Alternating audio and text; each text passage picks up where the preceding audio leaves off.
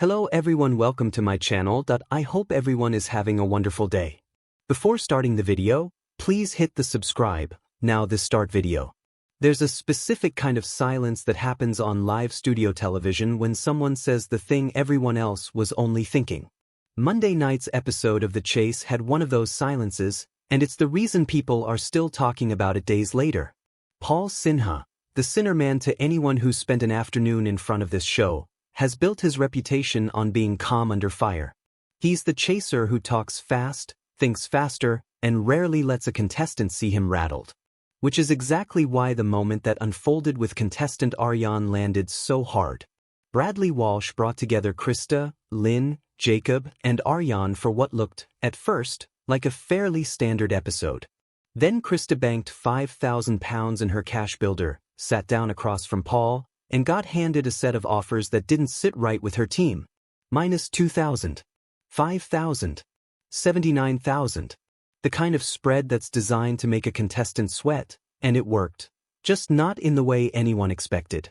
When Krista turned to her team for advice, Aryan didn't hesitate. He looked straight at the chaser and called the low offer exactly what it was to him, an insult. You could see it land. Paul's face didn't move for a second, maybe two, and in television time that's an eternity. That flicker of stillness, somewhere between amusement and genuine surprise, is the kind of unscripted moment that no amount of production planning can manufacture. It's the reason people don't just watch the show, they re-watch clips of it. Because for one brief second, the wall between chaser and contestant cracked, and Paul Sinha looked less like an unbeatable quiz machine and more like a man who'd just been called out on live television and had absolutely no comeback ready. It didn't take long for the internet to catch up. Clips started circulating almost immediately, and the reactions split in a way that's honestly kind of fascinating. A lot of viewers loved it. The sheer nerve of a contestant talking back to the chaser felt like something fresh, something the format has been quietly missing. Some even floated the idea online that this should become a permanent feature of the show, contestants negotiating, pushing back, treating the chaser less like an oracle and more like someone they're allowed to challenge. Others just enjoyed watching Paul, of all people, get knocked slightly off balance for once. But here's where the story actually turns, because the drama didn't stop at one awkward exchange. Once the game moved forward, Paul reminded everyone exactly why he's earned the nickname he has. Jacob came in with just £2,000 and was caught almost immediately, no mercy, no hesitation. Krista, yes, the same contestant who'd watched her teammate confront the chaser on her behalf, went down next, sent home empty-handed despite the fireworks earlier in the episode. There's something almost poetic about that. The confrontation didn't change the outcome. It just made the outcome feel heavier. That left Aryan and Lynn standing alone for the final chase, carrying an £11,000 pot and, presumably, at least a little bit of confidence from earlier in the show. But nerves have a way of creeping in exactly when you need them least, and the pair struggled through slow responses and long pauses that ate away at their score. 16 correct answers by the end, a number that had plenty of viewers online admitting they didn't love their chances. They were right to worry.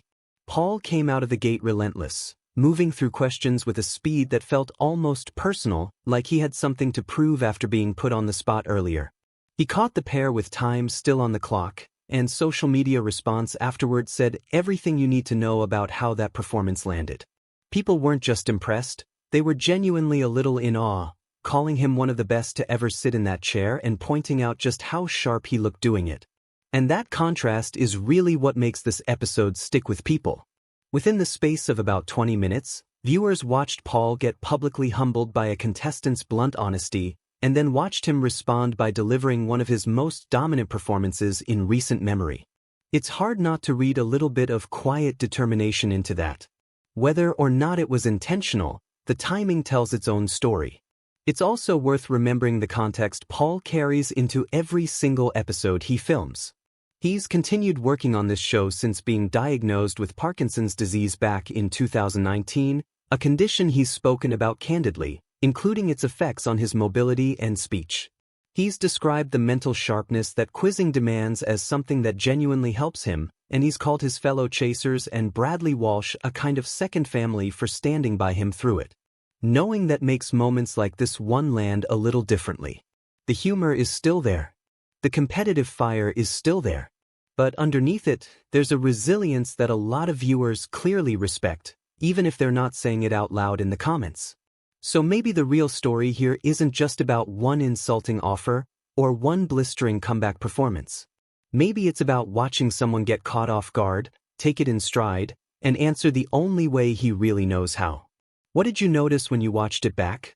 Was it Paul's face in that first silent moment, or the way he closed the episode out?